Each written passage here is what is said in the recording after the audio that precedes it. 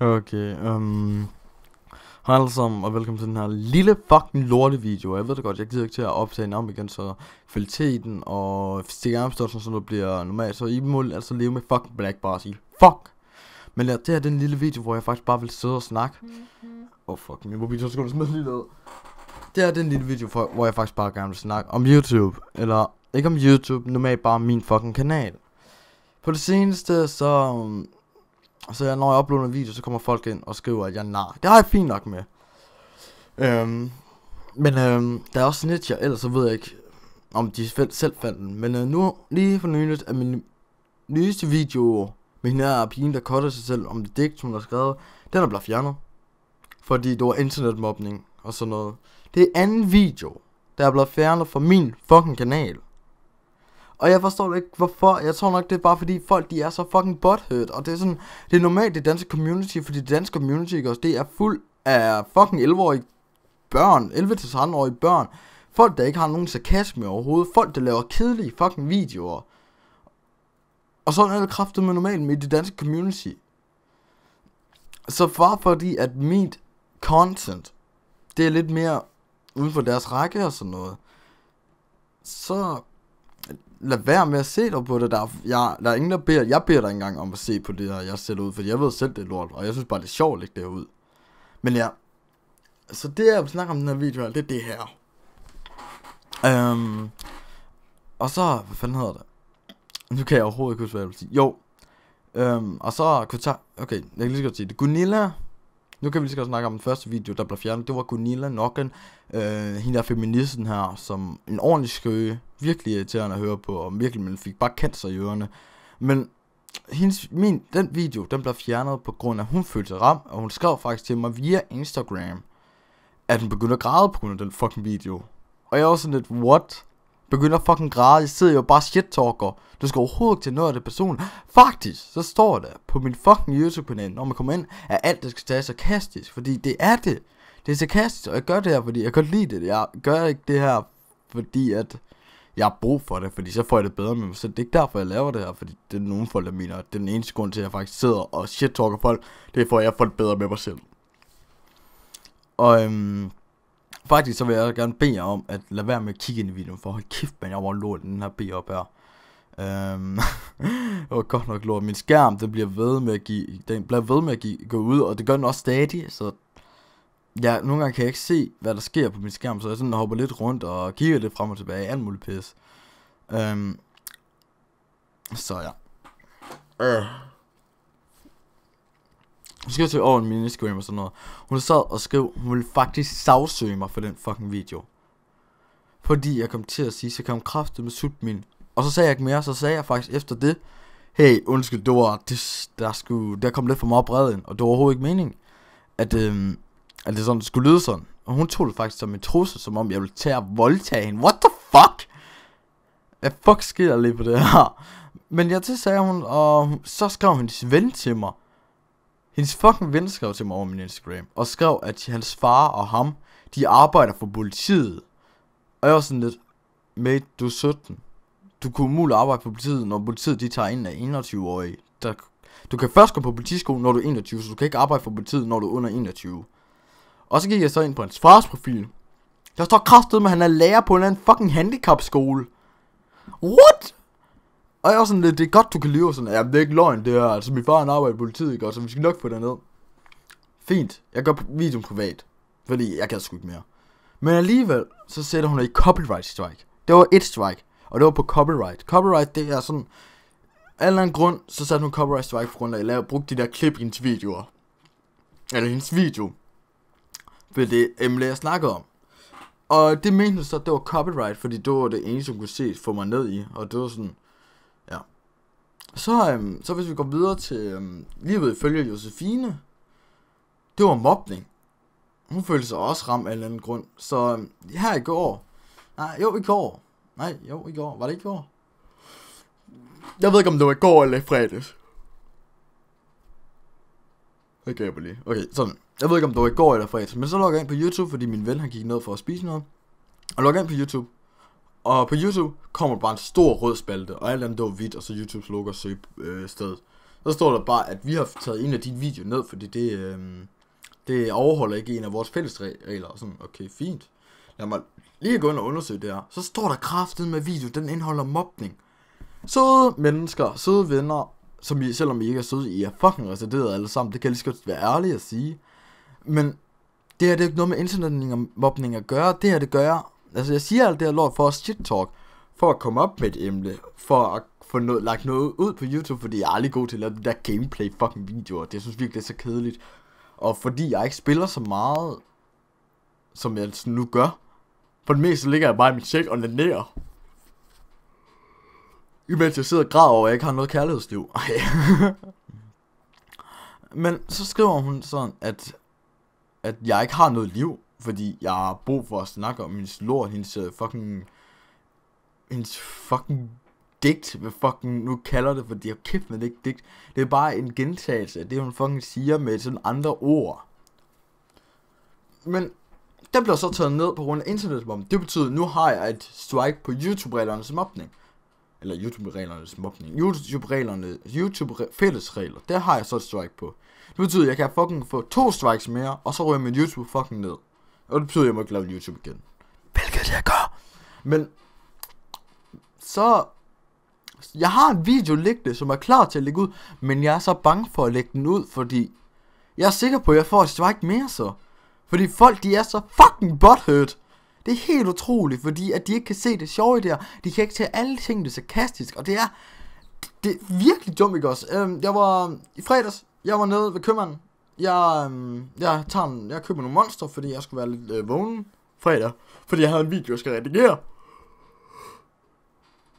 Jeg er virkelig træt, som man kan høre. Men jeg har en video, jeg redigerer. På vej hjem, så tænker jeg på den her fucking video, som jeg er i gang med at lave lige nu.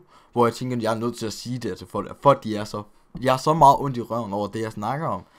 Og så kommer alle de her White Knights og alle andre mulige piger. Det er som om, det er bare en gruppe af lave selvtillidspiger, og lave selvtillid anoreksi-kællinger, der fucking kommer. Og bare siger, jamen, du har ikke noget liv, ikke? Fordi du har bare brug for at svine andre folk det, ikke? Og det er fucking klam, ikke? Du burde virkelig bare til at tage dig for fucking liv. Prøv at høre her, din fucking fede luder. Nu tager du dig kraftedeme sammen og prøv lige at blive lidt ældre. Du har ikke engang lov til at være på YouTube, hvis du ikke overhovedet kan tage det pis, der sker på YouTube. For YouTube, det er et åbent sted for kreativitet. Det er min kreativitet. Og det skal I bare få at lære. Samtidig, så ved jeg ikke, hvad jeg gør. Jeg ved ikke, om jeg tør lægge den næste video ud af den nyeste video. Jeg er så resideret. Jeg gaber så meget, fordi jeg er så fucking træt, og jeg virkelig tænker over at tage en lur efter den her. Men for at få det på det rene, som det er, så har jeg en ny video, og det er om Anna Briant Hestehauge, tror jeg nok det er, som jeg er virkelig bange for at lægge ud, hvor hun sidder og snakker om sit gymnasiumliv. Og jeg er bange for at lægge den ud. Jeg er utrolig meget bange for at lægge den ud, fordi hvis jeg nu får et strike mere, så stopper jeg kraftedeme med det. Så stopper jeg med at lægge sådan her video ud. Selvom jeg rigtig godt lide det, fordi det er mit content. Og der er faktisk nogle folk, der godt kan lide det. Der er nogle folk, der synes det er sjovt og sådan noget. Og jeg elsker jer. Det kan jeg lige skal være ærlig at sige. Jeg elsker jeres støtte. Og så når I kommer, jeg elsker virkelig nogle gange, hvor jeg får sådan, kæft, jeg er mega meget enig med dig. Og kæft, mand, hvor det er bare fedt, du så at komme ud med det. Men samtidig har jeg også de der mennesker, som er så fucking butthurt, at de virkelig tror, de er noget. Det er White Knights, det er kællinger med anoreksi, der har virkelig lavet selvtillid, der kommer ind på min video, og så skriver, at det er 5 æg i jorden, og det er virkelig synd for hende der. Hun er faktisk meget smuk, selvom hun er fucking grim, og mange af en fucking plastikoperation. Det, I kalder hendes ansigt. Eller hans ansigt, for den skal I skyld. Men jeg har ikke lavet en video om en han endnu. Hvilket jeg kan ikke finde nogen cringe YouTuber, som er hanner. Det er altid fucking piger, der er fucking cringe, fordi de altid skal snakke om deres fucking liv, som overhovedet er, de siger, det er så svært, men i virkeligheden er det fucking, der hedder rimandsproblemer, fordi de mangler selvtillid, de mangler opmærksomhed, de mangler flere penge fra YouTube. Fuck, I er alle sammen nogle fucking tabere, det kan jeg lige så godt sige, I er alle sammen nogle fucking tabere, I burde virkelig få jeres liv alle sammen. I burde virkelig prøve at genoverveje det, I faktisk sidder og lever med. Fordi jeres liv er så fucking nytteløst. Fordi jeg har brug for at se andre YouTube-videoer, der overhovedet ikke er inden for jeres content, som I kan lide. Det er mit content. Mit content, det er shit-talk og fuck personer op, mens det er fucking sarkastisk. Fucking sarkastisk. Okay? Og imens det er sarkastisk, skal man overhovedet ikke tage noget af det, jeg skriver. Nej, siger seriøst. Selv det, jeg skriver noget i fucking beskrivelsen af videoen, hvor jeg siger, at jeg mener noget af det. Måske mener jeg noget af det, men det er aldrig det der, hvor jeg sidder og tramper en person fucker meget ned. Aldrig. Det mener jeg sgu aldrig. Jeg mener mere det der med, jeg synes folk de er latterlige, og virkelig, jeg synes det er dumt at sidde og snakke om sine problemer inde på YouTube. Altså ens problem, fordi hvorfor skal YouTube folkene, hvorfor skal de se og blande sig i det? Det er sådan jeg ser det. Så jamen, det er jo bare ligesom psykolog, ikke? Det er ligesom psykolog, så hvis du jo kommer ud med det, så er det jo meget nemmere at gå rundt med en fucking video. En fucking video, mener du det? Læg lort ud i en fucking video, som om det bliver nemmere. Nej, det bliver sgu ikke nemmere. Der er folk, der kommer til at ansøge dig på Facebook, skrive til dig på fucking Facebook, alle de der sociale fucking medier, og skrive, hvor stor attention whore du fucking er. Okay? Og jeg har også besluttet mig for den her video, så fortæller jeg faktisk lidt mere om mig selv, fordi det er lidt på tide, I faktisk ved, hvem fuck jeg er. I får ikke noget ansigt at se. Jeg hedder Rasmus, jeg er 16 år gammel, jeg bliver snart 17. Jeg er sgu ikke særlig gammel, som I kan høre.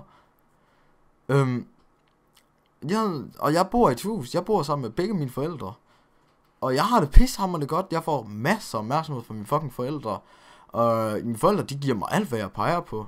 De lever sammen endda. De er gift, de er lykkelig gift. Vi har et eget firma, altså. Så lad være med at give mine forældre skyld for det, fordi jeg er en helt anden person, når jeg får mine forældre og familie. For det seneste, ikke, når jeg er til middag og sådan noget, så går jeg i pænt tøj. Fordi mine forældre, min familie er vokset op meget kongelige i det. Og det mener jeg, fordi min onkel, han har været livgarde for dronningen, han spiser middag hos dronningen. Min morfar, han er så stinkende rig, fordi han ejede fucking bilbasen, og så solgte han det til fucking eBay. Okay? Jeg synes det er fair for jer at vide, at det her, det er mig. Jeg hedder Rasmus, og jeg er 16, som sagt.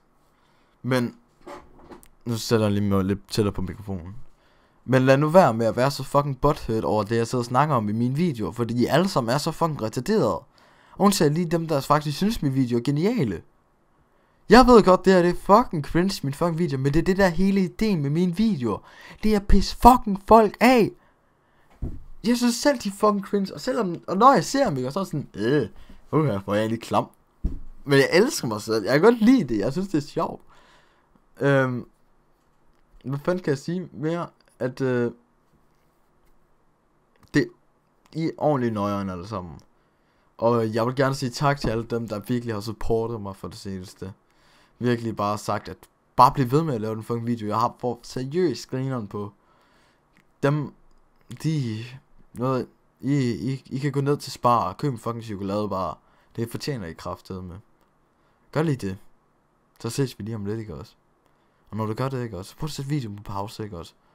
Så går du ned efter en chokoladebar. Og når du tager den der chokoladebar, så smører den ud over dit fucking ansigt. Og når du smører den ud over dit ansigt, så smutter du ned til din hund, og så slikker den op. Og hvis du har mere chokoladebar tilbage, og du er en kvinde, der ser den her video her, så stik den op i fissen på dig selv. Så lad hunden slikke dernede, eller måske katten, eller du er måske en gris. Ja, en fucking gris. Find en fucking gris. Og så får den til at slikke dernede. Sig mig. Og du kan lige så være ærlig over for mig, og så sige, at du får en syg orgasme. Og du synes, det er meget bedre, end alle de drenge, du har siddet og haft sex med. Alle de drenge, der har siddet og slikket dernede. Du kan lige så være ærlig og sige, kæft, men det var meget bedre. Måske burde jeg bare tage gris med til hver eneste fest, smøre noget fucking chokolade på min fis, og så lad mig slikke. Okay, nu er det sgu ved at gå over grænsen. Det vil jeg være lidt smugklam. Men igen, mange tak for al den her support, der har været for den seneste. Og virkelig, jeg elsker jer. Og jeg håber virkelig, at jeg får flere butthurt people og sådan noget. Og jeg har skrevet til YouTube, at jeg synes, det er ikke fair over den her strike, de har givet mig om internetmobning. Fordi jeg ved godt, jeg går ind for mobning til en vis grad. Folk, de skal bare lære det, jeg siger, det er sarkastisk. De skal overhovedet ikke tage det så personligt, som de gør. Og det er også meningen, det skal ramme dem egentlig. Men ikke så fucking hårdt, at de er nødt til at tage videoen ned, fordi de er så fucking butthurt. Så ja. Mange tak, fordi I gad at se videoen. Og giv et like eller andet pis. Jeg er ligeglad med dislike eller like. Giv en kommentar og sig mig. Mange tak, Rasmus. Du har lige gjort min dag værre. Din fucking nar. Jeg har lyst til at fucking tage noget blegemiddel og så fucking drikke det. Så jeg fucking dør. Fuck, man. Tak for lort, ikke også? Så ved jeg. Mange tak, fordi I gad at se videoen. Og I må alle sammen have det. Og hej hej.